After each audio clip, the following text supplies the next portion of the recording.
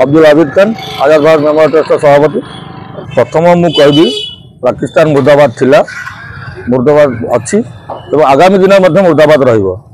हिंदुस्तान जिंदाबाद थिला, हिंदुस्तान जिंदाबाद अच्छी और आगामी दिन में हिंदुस्तान मोर जिंदाबाद रहिबो। आतंकवादी द्वारा पहलगाम 22 तारिख जो अटकटा है एटा पूरा सर्व भारत सर्व विश्व एटा निंदनीय दुखर विषय जे से माने आज की बारंबार एभलिया घटना घटे चलुले। भारत तार चुप बसी बारंबार जातिसंघ को जनाऊला, एपर्यंत चुप थिला। जो जगह आमर सैन्य मर्माहत हेले बा आम भौणी मानकर सिंदूर मथारू सिंदूर चलीगला, से दृष्टि को रखी आमर प्रिय प्रधानमंत्री जो पदक्षेप नहीं सेटा सम्मानजनक। एटा आगुरी नबार थिला किंतु एबे नहीं, तथापि मु स्वागत करुच्ची। जो आमर दीटा भौणी जाकि 9टा आतंकवादी घटना को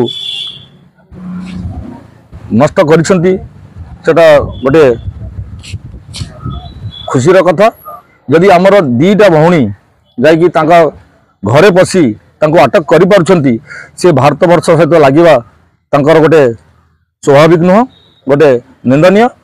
किंतु भारत वर्ष सहित जो से कुचक्रांत चलैछि, से कुचक्रांत सुफल हो पार ना। ऑपरेशन सिंदूर जो प्रधानमंत्री नहीं सेटा स्वागत योग्य।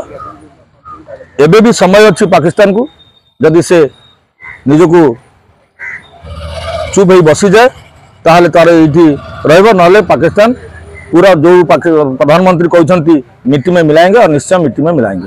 बहुत खुशी, बहुत खुशी, बहुत खुशी। आमर एटी भारत वर्ष रे मुसलमान भौणी कौन जाइला, एटी प्रत्येक घरे घरे घरे मुसलमान झील, मुसलमान भाई, मुसलमान भौणी निज देश पाई जीवन कौन बलिदान देवाई पछघुंचा देवे ना। समय पड़े आमर माँ भौणी मैंने बंदूक धरिकी सहित लड़ाई करने प्रस्तुत अच्छा।